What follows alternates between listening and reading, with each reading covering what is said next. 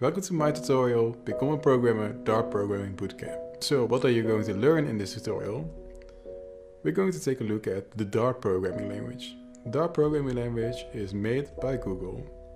It is object-oriented, which means that it resolves around data and not around functions, which are most languages actually, like the popular one like Java, Python and C# are all object-oriented. It has a low learning curve, which means it's really easy to step in. It has a high resemblance with other languages, so there are all kinds of concepts which are in Dart, as well as C#, Python, JavaScript, Java, which makes it really easy to adapt to another language after you learned Dart. Also, the programming language for Flutter, which is a mobile framework, which is really cool because you can build one mobile app and you can deploy it on iOS and Android. So after you've done this tutorial, maybe really cool to check that out. Also, this is a beginner's tutorial, which means that there's no prior knowledge needed. You will learn everything here from scratch. So what are you going to learn? Well, the basics of programming in Dart, and as I already said, these concepts also reside in other languages like variables, if statements, methods, classes, and so on and so on. But also, one thing that is really important as a programmer is to be able to look online for help, or to look in the documentation, or look at Stack Overflow if you run into a problem which you can't resolve on your own. Then it's really nice if you can look online for help. This is also a big part of being a programmer, actually.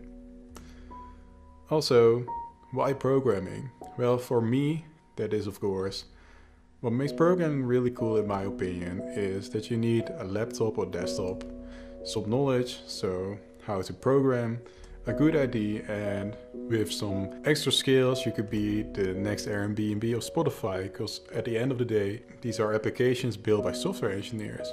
But of course there's also other professions which are involved in building a great app, but still software engineering is the real core of these companies. The next thing we're going to take a look at is the editor that we're going to use. So most of the time when you go into the tutorial, you first have to install certain things like an environment, certain tooling. And this time, this is also a reason why I picked the Dart language, is there's an editor online. So we go to a browser and we fill in dartpad.dev. So this is an online dev environment, which means that we can run our code in the browser, which is really cool, and there's no setting up time to it. The only problem with this is that we can't keep our files once we delete it. To fix that, I set up a GitHub repo with all the lessons inside it. So if you go to this URL, which I also leave in the comments section, then here we can open up certain Dart files and we can take a look inside. So if I click here, there's nothing there, but if you click here on the branch, then you can see the code for each video that we created. So here, let's take a look at the if statements, then press on the file Dart, and then you can see the code that belongs to it, that lesson. So without further ado, let's start programming.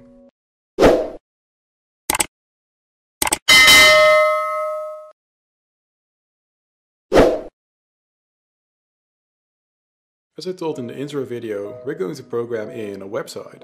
And maybe you have the URL saved, but the website URL is dartpad.dev, as you can see. So we press enter and it opens up this web page. So what does it do? On the top side we have a header with some buttons, but we're not going to look much at that. But here we have three panels. We have this left panel, which is kind of big, and as you can see at the top here we have a console panel and documentation panel.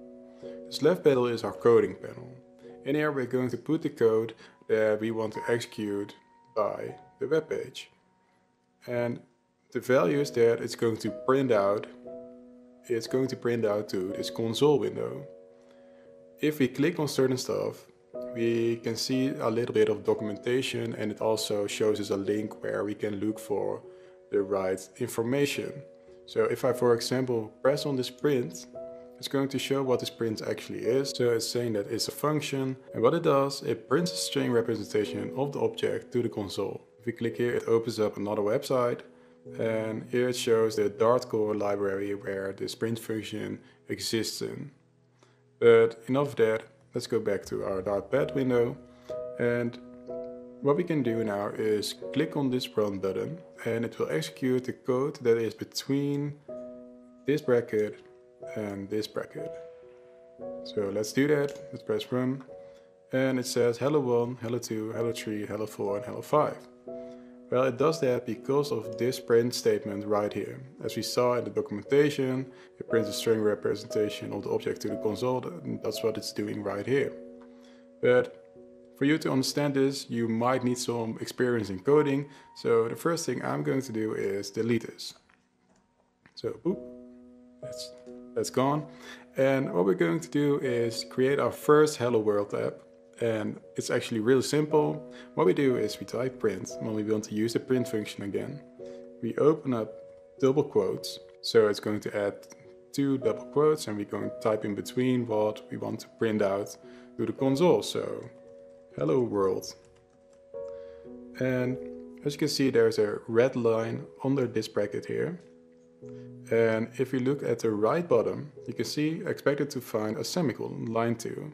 Well, line 2 is the second line, and because the red line is right here, if we hover over it, we can also maybe see, okay, really maybe, yes, expected to find a semicolon.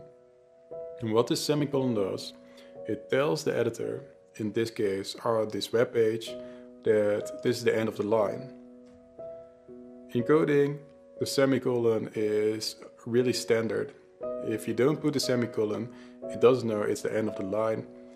You can place your code however you want. If you want it to be like this, so separated over 3 lines, that's also fine, but it knows by the semicolon that these 3 lines belong to each other. So if we run this now,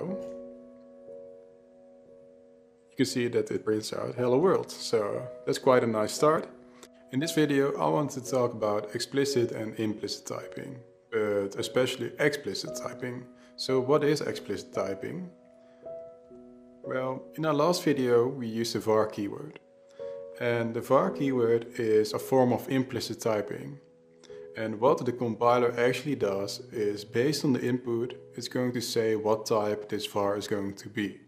So when we put a text inside a var variable with a var keyword, which is a form of implicit typing, the compiler is going to determine that the variable is going to be of type string. And the type string is the same as text. When we put a number inside a var keyword variable, then it's going to say it's an int.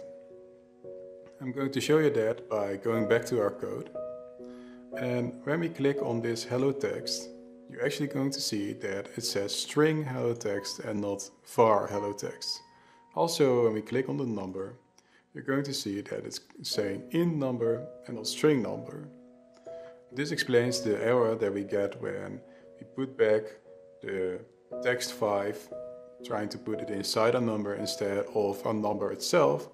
And it's going to say a value of type string, which is the same as a text value, can be assigned to a variable of type int, which is a number value. That's why you could also do that we delete the var keyword here, and we say that this is a string and this is an int. This way we can read by looking at the types before the names what kind of type it is. If we use the var keyword, we have to look at what's going in our variable, so what's defined here, to know what the type is of our variable. Well, when would you use implicit over explicit typing?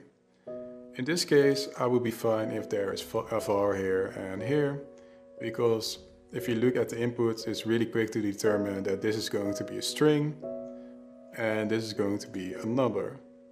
But let's say you have more complex logic and it's not that obvious what the type of the variable is going to be, then I would place here the explicit type and I would use the explicit typing.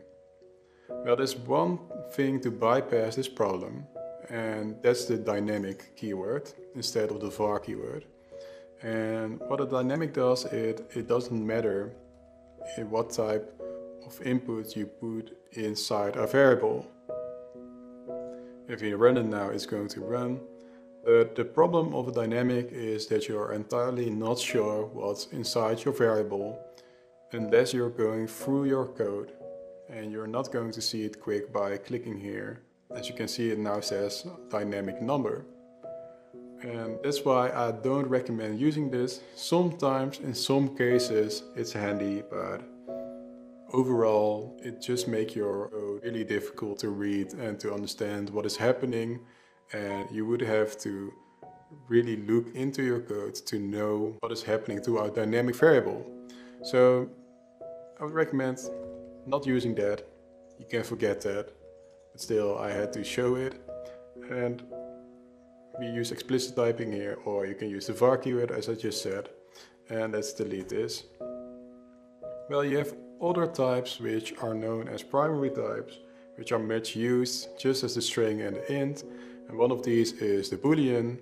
And what a boolean is a boolean can have two values. It can be true or false. So that's really easy.